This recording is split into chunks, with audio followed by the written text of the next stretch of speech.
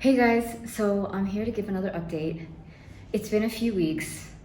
We're in September now, and last night there was a earthquake.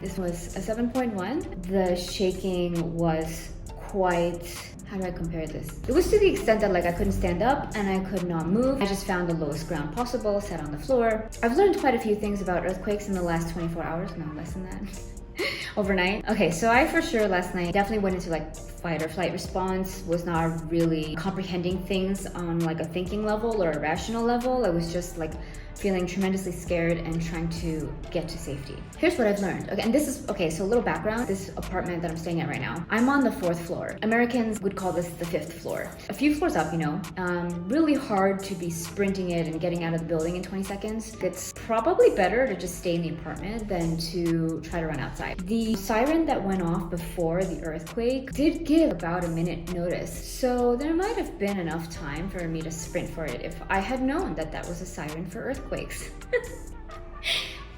Yeah, I had no idea.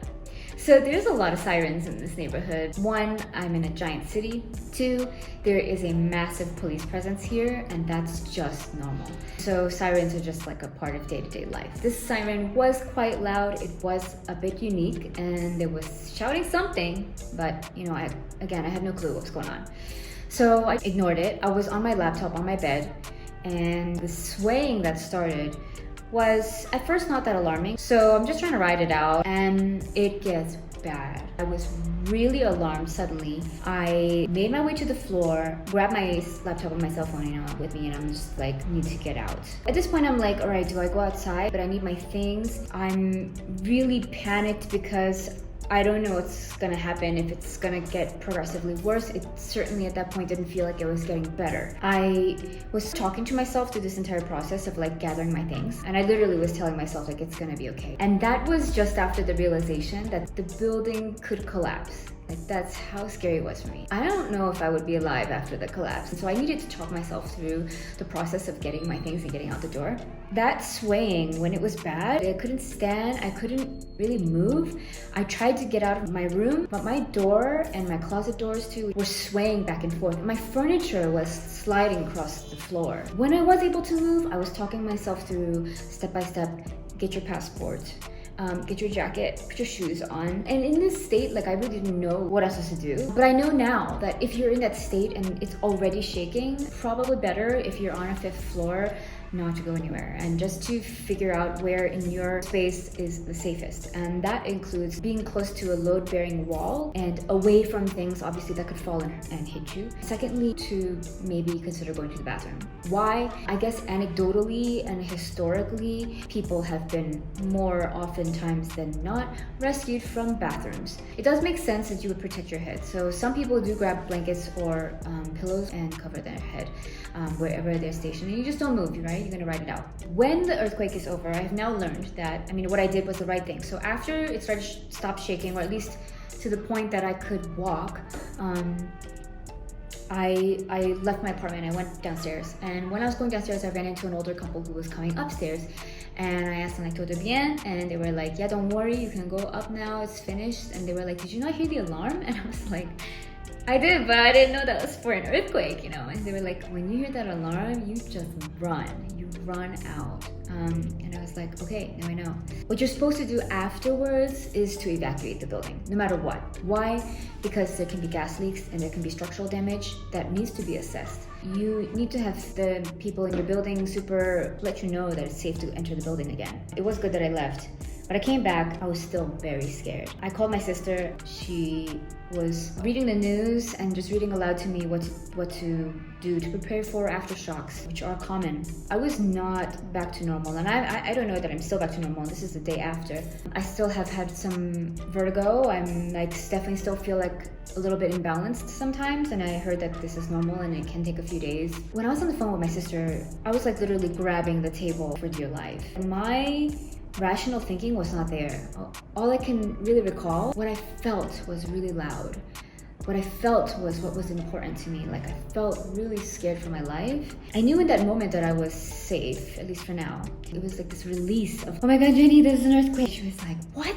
And so she's like on Twitter, she's, Googling. I'm still in an absolutely terrified state, but I can release some things that I've been feeling. Now, I couldn't really make sense of what had happened. I was still in a very scared state. It's almost like your brain goes into this step-by-step survival mode.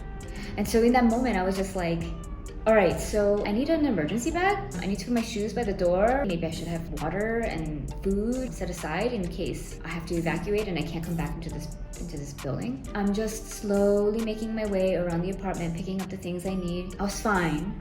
And I could have easily told you in that moment I'm fine. But my mental state, my brain-body state was really thrown for a loop, and I was not present in the way that I normally am.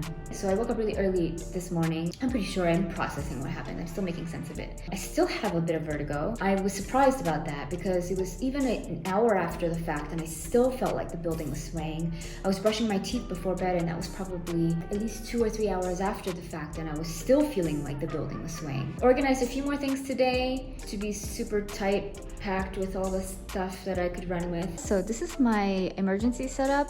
We have that front door there. I've got my shoes and my socks there, and I've got my wallet, my jacket, water canteen, essentials in my go bag, electronics, extra clothes, toiletries, and then in the front pocket, extra masks, hand sanitizer, paracetamol, like first aid stuff. And then I've got just my laptop here because I'm working, and when I'm needing to put that away, I'll put that in here. I've got my mask, hat, whatever. So yeah, that's my go bag, and I'm just like literally working off this chair, like right by the door. So if I need to run, I'll run. Like one walk, this one, out the door. Now, everyone keeps saying that the aftershocks are usually weaker than the first earthquake. There is no absolutes. There's no guarantees. But what we have is historical data, and we're using that to guide some of our decision making. For example, all of the major earthquakes that have happened in Mexico City, maybe Mexico in general, have been in September. Okay, so yeah, essentials, keeping your passport, your keys, wallet, money by the door, having a go bag. I think the essentials post-earthquake was really just like knowing that gas lines are secure, electricity is fine. The power was going in and out. Wi-Fi was out for like a while. Okay, so in 1985 and in 2017, the first earthquake was not the biggest earthquake. In fact, it was after those moderate earthquakes that the big ones occurred. This is 2 occurrences out of I don't know how many. Again, what I'm learning is there is no guarantees and there is no absolutes, and you actually never know anything. The other thing I'm realizing is you cannot live in fear. You work to be prepared, and then you need to carry on and go about your day. I used to think that coincidences were just coincidences and dumb luck is dumb luck and there's no such thing as destiny. But I've learned a lot about karma over the years, about cause and effect and intentions. And so these days I feel like things happen because they're an effect of something. And whatever happens to you in that moment, it's meant for you. What's freeing about that is that you can just trust. You can just trust that what you sow is what you reap. You can trust that you're getting the right things in your life that teach you the lessons that you need to learn. That's not always good. Sometimes there's bad shit. All to say that I'll be all right. I do trust that things are gonna happen the way they are meant to happen. But I'm glad it's over. Everyone else has continued life as usual. I am sitting here kind of like, fuck, oh man, I have to like process this. This is like really kind of hard for me. But you take the steps you need to take to prepare yourself for next time, and then you'll be all right. So that's my update. Earthquake survival. I learned a few things that are really useful. I'm gonna use them for next time, and definitely sharing the knowledge that I come by. There are tons of foreigners, expats in this city, actually in these neighborhoods near me, and they were equally alarmed as me. It's been good to share information. Okay, also, I need to share this other bit. I would love some clarification on this because I have seen advice about go to the nearest stairwell and stay at the stairwell, and the opposite advice, which is never go to the stairwell because that's the first place shit falls apart when shit falls apart. So which one is it? I've also heard go to a doorway and you stand under the doorway. And I also heard go to the doorway and put a table under the doorway and hide under the table. In this scenario, there was no way that I was gonna move my dining table into the doorway and then hide under it. Like, there was no way. There was no way. How could you know that? And how could you have time to do that? Like, that makes no sense to me.